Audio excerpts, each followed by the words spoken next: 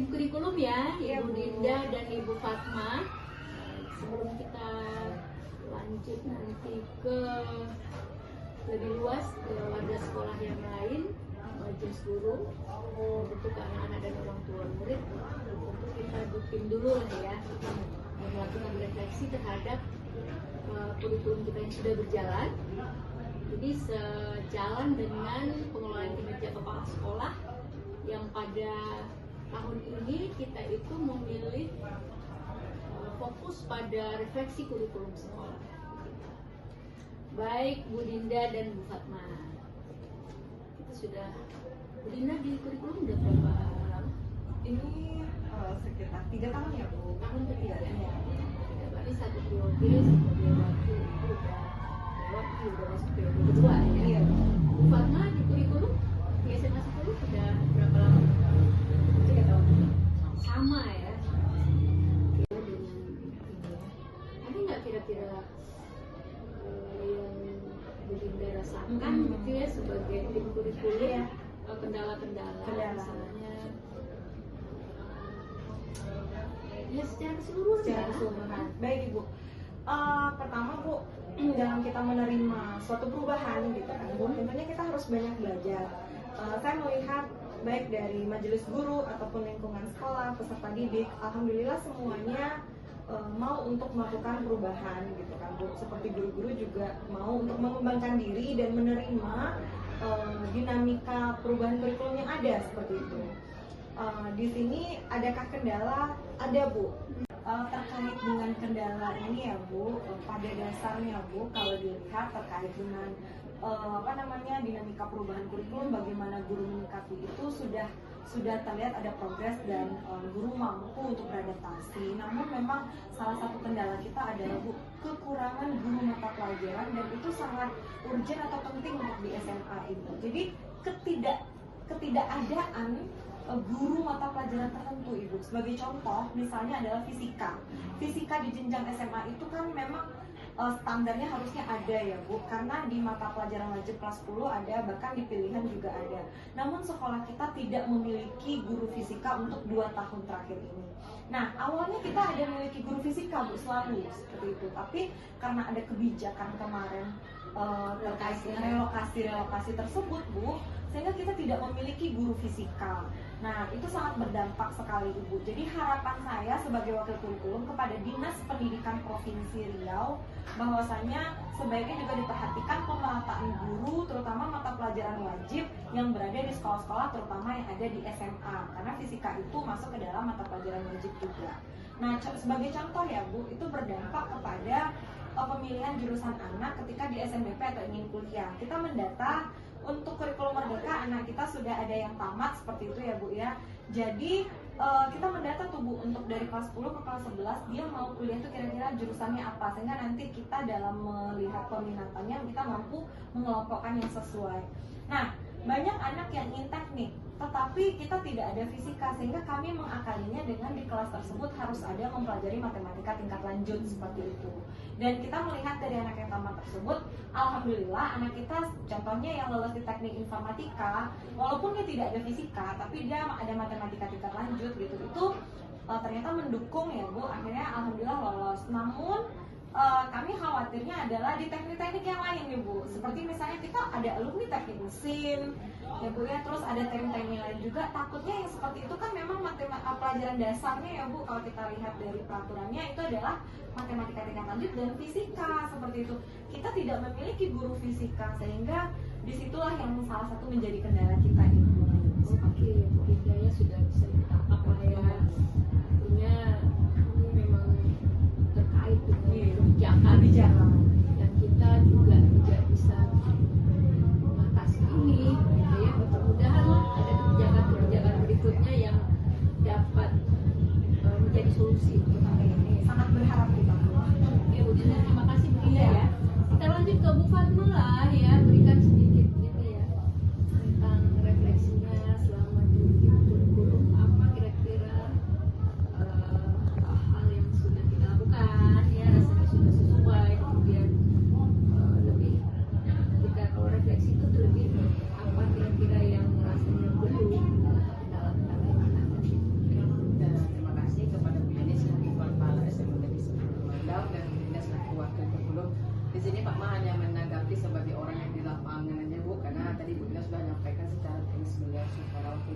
kurikulum. Kalau Pak Ma lebih ke dari pembelajaran aja ya Bu ya, karena di bagian kurikulum itu Pak Ma hanya dia seperti itu.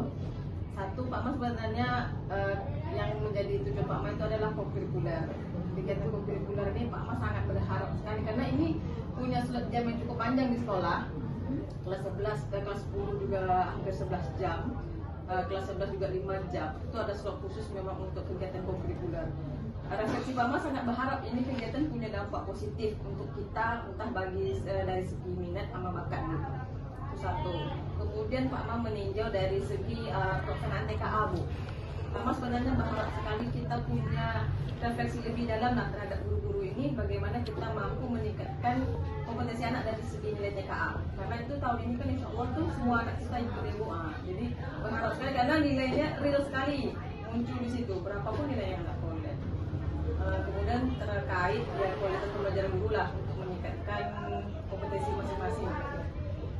Inovasi pembelajaran seperti itulah paling kalau kegiatan dari refleksi terdiri dari Pak Ma.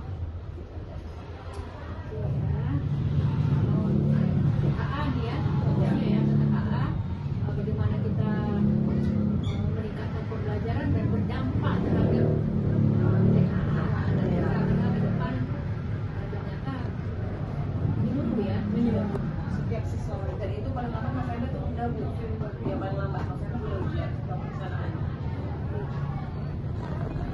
Kemudian juga implementasi dari pembelajaran mendalam ke kurikulum kita yang sekarang ini tadi melanjutkan apa yang disampaikan Mas juga di pertemuan kita bahwa penyusunan kurikulum sekolah atau SD divisi dan misi mungkin ada sekolah-sekolah yang belum mengimplementasikan pembelajaran mendalam pada visi misi ini ya. Jadi nanti sebagai tim juga nanti kita bersosialisasi juga di forum lebih besar. Nanti tim kurikulum juga udah mengancang-ancang lah bagaimana dengan visi misi kita, apakah sudah ada terintegrasi pembelajaran mendalam di sana. Visinya dicoba lihat lagi, analisis lagi ya. Memang belum, apa kira-kira yang bisa kita tambahkan di situ atau apa yang perlu kita kurangi mungkin yang tidak selaras lagi dengan itu ya. Baik, Ibu pikir untuk refleksi kita pada kesempatan ini ya, diskusi kita ini udah bisa beberapa poin kita tangkap di sini dan nanti kita coba carikan solusi-solusinya. Dan kita juga minta refleksi lanjut lagi daripada warga sekolah yang lain di seluruh bentuknya. Baik Bu Linda dan Bu Fatma, terima kasih waktunya ya. Silakan kita lanjutkan tips berikutnya. Terima kasih.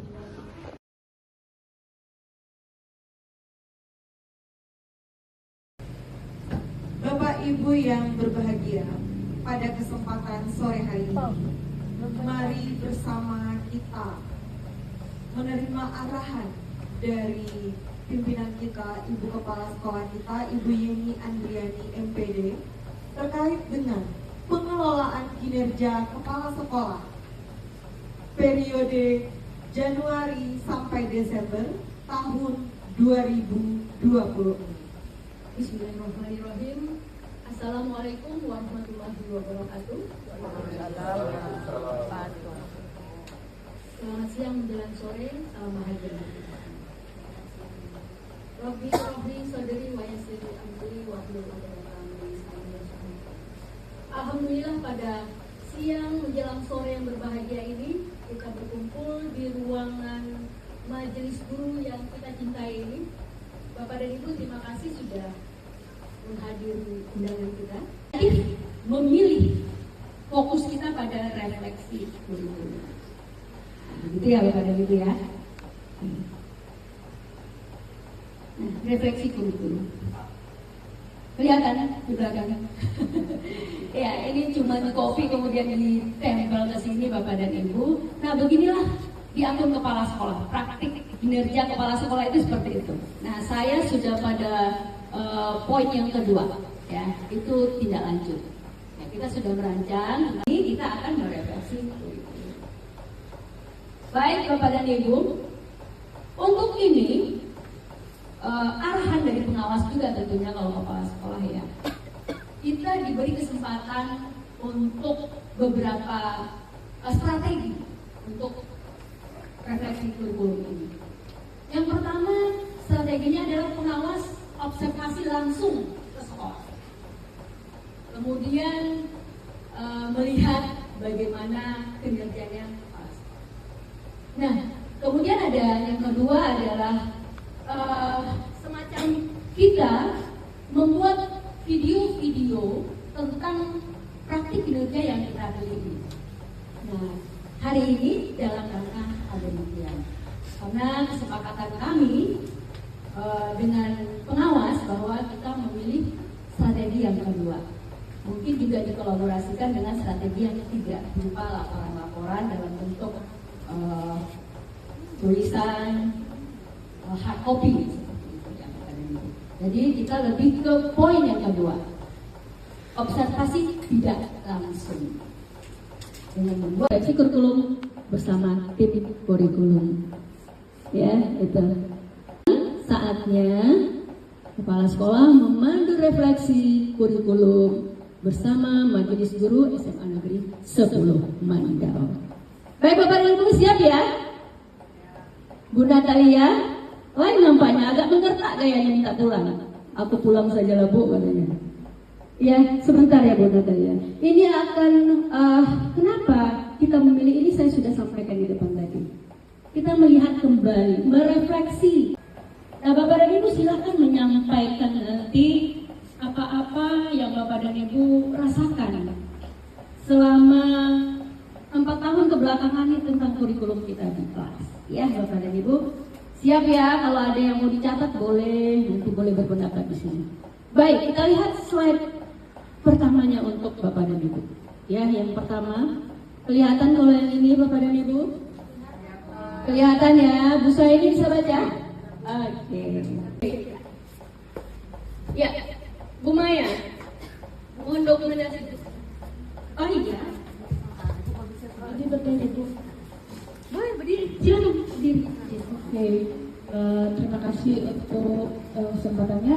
Untuk menjawab pertanyaan bagaimana pelaksanaan kurikulum yang sudah berjalan di SMA 10 Mandau, kurikulumnya sudah menerapkan kurikulum yang sedang berlaku dan guru-gurunya sudah semua menggunakan digitalisasi Bu. Sudah menerapkan sesuai dengan pembelajaran yang telah diterapkan di sekolah ini Bu. Begitu Bu. Baik, terima kasih Bu Maya, luar biasa. Berikan terus buat Bu Maya. Bapak dan Ibu yang lain silakan. Satu kesempatan lagi, boleh? Silahkan Pak Andi mungkin. Ayo jangan malu-malu. Bapak-bapak bagaimana? Perwakilan lah. Perwakilan bapak-bapak. Pak Andi barangkali ya ingin menyampaikan, silakan Pak. Ya, silakan Pak Andi. Iya. Refleksi kurikulum, bagaimana kurikulum yang sudah diterapkan. Bismillahirrahmanirrahim. Assalamualaikum warahmatullahi wabarakatuh. Waalaikumsalam. Terima kasih Bu. Sebelumnya izin saya di sini masuk di sekolah sini Bu di tahun 2021. Selama saya di sini itu ada 2 wakil kurikulum yang Ibu amanahkan dan memang dari apanya teknisnya tentu berbeda cara memulainya. Namun secara keseluruhan menurut saya itu sudah sangat baik Bu, dan tentunya kita sebagai guru memang harus mendukung program kurikulum ini. Karena memang Bu, kurikulum ini tahu saya ini adalah salah satu urat nadi di sekolah kita. Artinya kurikulum itu baik, maka sekolah juga bisa tentu akan baik itu. Jika jalan kurikulum tidak baik, tentu itu sangat membuat sekolah itu jadi tertatih-tatih. Nah, terkait dengan itu, terkait dengan kurikulum di SMA 10 Mandau, tadi sudah disampaikan oleh beberapa ibu guru dan saya sependapat Bu. Memang namun permasalahan sini adalah dukungan kita guru-guru untuk menguatkan kurikulum itu sendiri. Saya ambil contoh ya, wakil kurikulum mungkin sudah membuat salah satu tugas tupoksinya adalah jadwal misalnya Bu. Nah, jadwal mata pelajaran ataupun jadwal istirahat dan sebagainya. Kita mesti sebagai guru mendukung itu dengan apa? Misal dengan jam yang sudah ditentukan, kita bisa masuk di tepat waktu dan keluar di tepat waktu juga. Tidak ada kelas yang kosong. Dan saya kira dari beberapa tahun ini itu sudah ada peningkatan Bu, bagi guru-guru, dan kita lihat anak-anak juga jarang sekali yang memang jam kosongnya itu sering dibandingkan dulu. Nah, menurut saya seperti itu. Terima kasih Bu. Baik, luar biasa ya Pak Andi. Terima kasih Pak Andi. Jadi sudah berjalan dengan baik sesuai dengan kurikulum yang berlaku. Namun masih ada beberapa hal tentu saja ini yang kita akan gali ya Bapak dan Ibu ya. Yang namanya refleksi itu kita adalah pertama mengapresiasi hal-hal positif, kemudian melihat hal-hal yang masih kurang, kemudian mencari solusi untuk kebaikan ke depan. Baik, kita lanjut ya Bapak dan Ibu ya. Dalam pelaksanaan pembelajaran di kelas, itu intinya. Kendala apa? Ayo Bapak dan Ibu, punya kendala tidak? Pastilah ya, masa ya kita mulus-mulus aja di dalam kelas itu nggak seru Pak. Punya kendala? Baik, yang punya kendala silakan. Yang mau pegang mikrofon, Silakan Bu Yuli. silakan Bu Yuli ya. Iya, silakan Bu Yuli.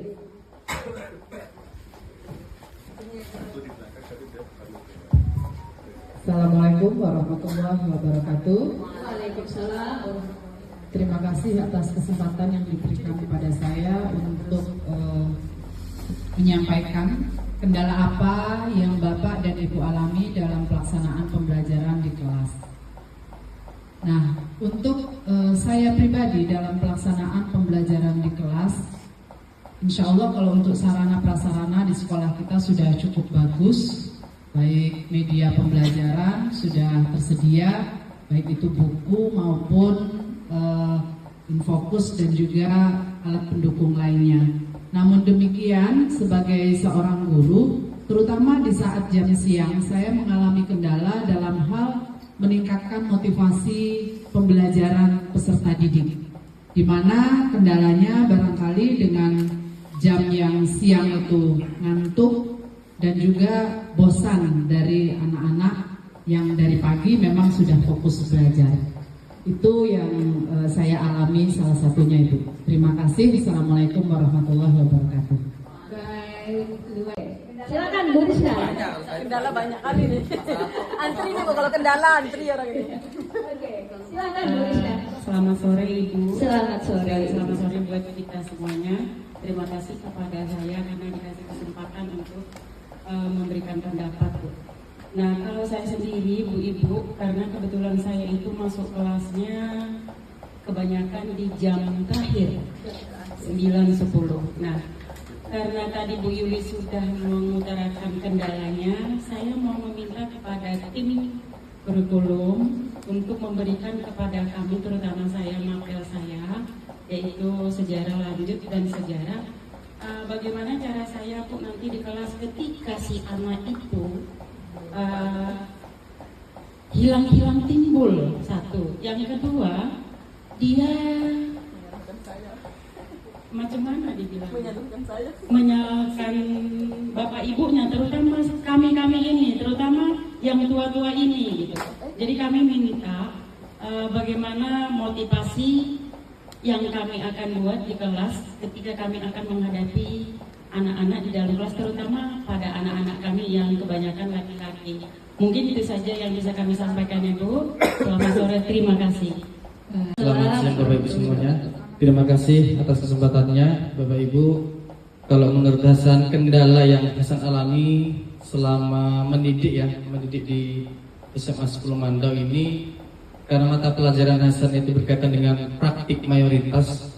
Itu yang pertama Bapak Ibu, ternyata di sekolah kita ini guru itu masih jadi role model, terutama kegiatan praktik.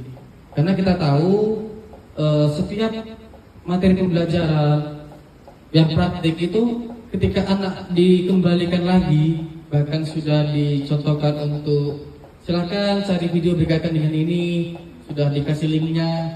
Tetapi memang faktanya guru inilah sebagai role modelnya, mempraktikkan secara langsung. Jadi kita nggak bisa, kalau dulu kami mungkin praktik PPL-nya di sekolah-sekolah besar itu kita ambil anak voli, anak basket. Jadi role modelnya itu siswa sendiri. Kalau peluru, anak sendiri.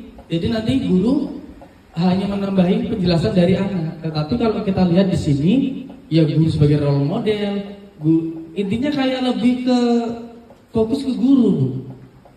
Terutama yang praktik ya, gitu. Jadi intinya bisa mungkin 1-2 orang, tapi pada umumnya itu saya atau guru PJOK itulah sebagai role modelnya. Gitu. Itulah kendalanya.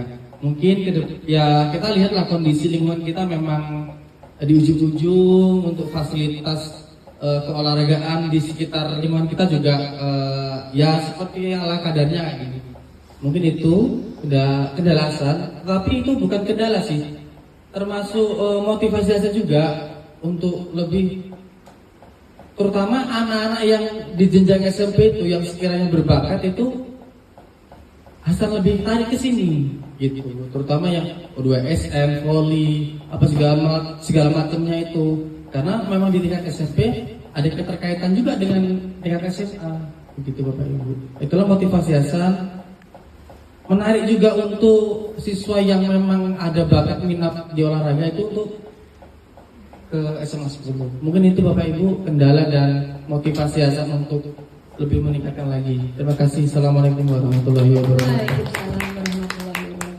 Best practice kalau ditulis ya Bapak Ibu. Jadi pengalaman kita di dalam kelas itu, kalau itu positif, tulis jadi best practice. Contoh untuk kawan-kawan yang lain. Oke, silakan Bu Teli. Oh iya betul kan. Mengiyakan kata-kata itu. Bismillahirrahmanirrahim. Assalamualaikum warahmatullahi wabarakatuh. Waalaikumsalam warahmatullahi wabarakatuh. Mungkin ini mendadak, tidak terpikir sebenarnya mengiyakan kata-kata Ibu tadi. Tapi baiklah, mungkin sedikit saja solusinya atau idenya. Kalau dalam pembelajaran saya sendiri, pembelajaran ekonomi, mungkin saya lebih banyak membawakan ke hari-hari sekarang. Contoh materi saya seperti ekonomi digital. Ekonomi digital itu anak-anak itu mungkin merasa itu hidup mereka sehari-hari. Contoh seperti mereka menggunakan Dana. Setiap hari kan anak-anak rata-rata menggunakan itu aplikasi Dana. Mereka merasa bahwa dompet digital itu memang sudah keseharian mereka. Dalam materi kami itu memang ada namanya e-wallet. Ada beberapa aplikasi yang digunakan untuk pembelajaran ekonomi digital seperti mobile banking, e-wallet, dan itu mereka merasa, oh iya Bu, saya kemarin memang belanja di Shopee, di TikTok, mereka menggunakan aplikasi yang seperti itu, seperti penggunaan QRIS, itu memang sudah terbiasa. Jadi saya merasa mungkin lebih baik kita bukan lebih baik sebenarnya, idenya sebenarnya kita mengaitkan kehidupan yang keseharian mereka dengan apa yang kita berikan dalam pembelajaran tersebut. Demikian, Assalamualaikum warahmatullahi wabarakatuh. Waalaikumsalam warahmatullahi wabarakatuh. Luar biasa, Bu Nelly. Karena betul yang dibilang Bu Yeni, apa yang di Fatma belum tentu cocok di Ibu. Apa yang cocok di Ibu juga belum tentu cocok di Fatma. Cuma ya seperjalanan Fatma di sini dari awal karir sampai sekarang, Fatma kalau di sekolah SMA 10 yang Fatma tandai di anak itu adalah mereka fokusnya sama nilai bukan sama belajarnya. Itu kendala awal di Fatma. Ketika mereka udah bahas nilai, mereka punya ketakutan atau mereka punya pacuan sendiri Bu. Untuk mencapai yang mereka inginkan, kalau Pak Pak masuk kelas biasanya mereka selalu bilang, Bu, kita kapan kuis? Bu, kita kapan kuis? Padahal materi aja belum nak, saya bilang. Kayak mana kita mau kuis? Itu kalau di Fatma. Oke, sehingga Pak Pak menyimpulkan anak ini kalau ada kuis, ada nilai yang terpampang nyata di hari itu, mereka bisa langsung memahami diri. Akhirnya di Fatma adalah Fatma mencoba mencari materi apapun itu, karena Fatma kimia, Fatma punya TP, minimal standar anak itu punya TP-nya apa. Dan ketika itu, ketika Fatma melihat, oh Bu, aku paham kalau yang ini. Nah mereka itu terkadang senangnya itu, oh Bu, aku kalau sampai sini paham. Itu satu yang cara Fatma gunakan. Yang kedua, Fatma itu kalau penilaian formatif, Fatma akui tidak pernah meletakkan angka 10, 100 atau sebagai itu. Fatma itu menerapkan nilai siapa yang cepat ngumpul, itu nomornya 1 saya kasih Bu. Sampai sekarang itu 1. Sehingga anak yang nomor 1, Fatma kumpulkan bukunya di depan. Jadi kalau anak yang terlambat mengumpulkannya, mereka harus mencari cara untuk mengumpulkan di sini. Karena saya nggak koreksi anak yang nggak mengumpulkan. Itu nomor 1. Tentu yang 2 tuh bingung. Lah 1 kumpulkan udah dapat nih. Kayak mana caranya? Jadi anak yang nomor 1 mengajarkan ke rekannya yang lain. Itu yang ada di pikiran saya waktu itu. Harapannya itu kenapa saya pakai teknik kecepatan. Akhirnya adalah ketika kuis di dalam, anak sebenarnya senang karena terpacu. Oh aku benar. Itu 1. Kemudian untuk menyelipkan, memang izin Bapak Ibu, kalau kelas Fatma itu pasti pakai musik. Karena yang paling landasan di Fatma adalah yang mereka inginkan adalah santai. Itu yang Fatma lakukan sampai sekarang tuh Fatma pasti pakai musik. Cuma yang ada DJ, yang itu tergantung versi anak maunya. Kalian mau lagu apa nak? Ini aja lah Bu, oke lagunya kayak gitu. Nah, terus kedua, yang terakhir, ya Fatma tetap komedi sih dia Bu. Contoh kalau Fatma lagi ngatat, udah nak, udah selesai, sabar lah Bu. Paling mama bilang, nah ada 10 orang sahabat di dunia. Nah ibu nomor 10, Bu Dinda nomor berapa? Nomor 11 Bu, kayak gitu ada bilangnya. Pokoknya mereka istilah-istilah yang lucu bagi mereka. Itu paling dari Fatma ya Bapak Ibu. Nah sekian. Ya, baik lagi itu cocok di versi saya, belum. Semoga itu menjadi bagian dari cerita ini. Sekian saya tutup. Assalamualaikum warahmatullahi wabarakatuh. Waalaikumsalam warahmatullahi wabarakatuh. Assalamualaikum warahmatullahi wabarakatuh. Waalaikumsalam warahmatullahi wabarakatuh. Selamat sore Bapak Ibu. Di sini sebenarnya kalau mau memberikan solusi juga di sayanya juga masih belajar juga ya Bapak Ibu. Karena di sini kita sebagai guru ya tidak putus-putus untuk belajar. Guru adalah pembelajar sepanjang hayat seperti itu Bapak Ibu. Nah, kalau yang di Ivon sendiri rasakan, yang Ivon alami itu, dia gini Bu. Matematika itu kan abstrak, ilmu abstrak ya Bapak Ibu. Itu susah sekali untuk dimengerti oleh siswa-siswa. Mereka sudah mindsetnya itu sudah tertanam, oh susah, sulit. Nah, jadi terkadang gini Bu, Ivon mengalihkan gimana caranya supaya mereka itu fun, supaya mereka itu bisa dulu sayang dulu sama matematikanya. Dengan cara apa? Tentu pembawaan kita di dalam kelas itu gimana ya? Memang pembawaan setiap orang kan berbeda-beda ya Bapak Ibu. Tapi kita bangun di awalnya itu chemistry-nya dulu. Chemistry-nya dulu. Kemudian jadi pas masuk di awal itu jangan langsung naik nih. Kita rendah dulu, nanti pas klimaksnya mungkin bisa nanti di kegiatan inti atau penutup. Nah di situ chemistry-nya dulu kita bangun, sama-sama nggak semuanya itu sepemikiran, ibaratnya hilangkan dulu masalah-masalah yang ada di luar, di rumah. Kita satukan fokus tujuan utama kita ke sekolah dan belajar itu apa. Jadi pembelajaran itu lebih ada tujuannya seperti apa. Kemudian bermaknanya seperti apa. Di situ terkadang Ivon menggunakan random aplikasi misalnya untuk ibaratnya sosial emosional mereka itu seperti apa. Kadang menanyakan kabarnya itu juga ya secara random gitu, tiba-tiba aja nanti muncul kalau kita ada infokusnya gitu Bu, muncullah dia tampilannya si ini ya, nanti barulah jadi kan suasananya tuh nggak statis gitu aja. Nah kemudian mungkin di kelas Ivon juga ada yang ibaratnya tidur ya kan Bu, tidak bisa dipungkiri itu misalnya kalaupun ada yang izin. Nah tapi tentunya kita juga punya trik-triknya. Kalau tidur biasanya terkadang Ivon tuh nggak langsung marah, woi kamu tidur gini enggak, tapi kita cukup deketin aja di deketnya, walaupun mungkin agak lama, tapi terkadang kan rasa kalau misalnya ada orang di sebelahnya itu mereka langsung refleks bangun gitu. Oh iya Bu, maaf Bu. Nah seperti itu. Nah jadi lebih ke kontak mata sama apa ya, gestur tubuh kalau di Ivon. Tidak ya, kalau secara vokal mungkin lebih konteksnya ke pembelajaran seperti itu. Nah dalam pembelajarannya memang kalau matematika sendiri itu agak susah untuk student center. Terkadang kita itu yang lebih dominan di dalamnya, teacher center ya Bu.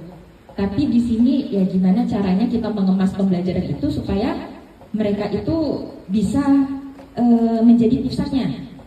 Jadi nggak dominan di guru. Nah contohnya ya biasanya Ivan di akhir pembelajaran itu nanti ada bom point. Bom point itu jadi kalau misalnya kamu udah melaksanakan tugasnya atau mengerjakan tugasnya, nanti di akhir pembelajaran ibu kasih poin. Nah poinnya ini untuk apa?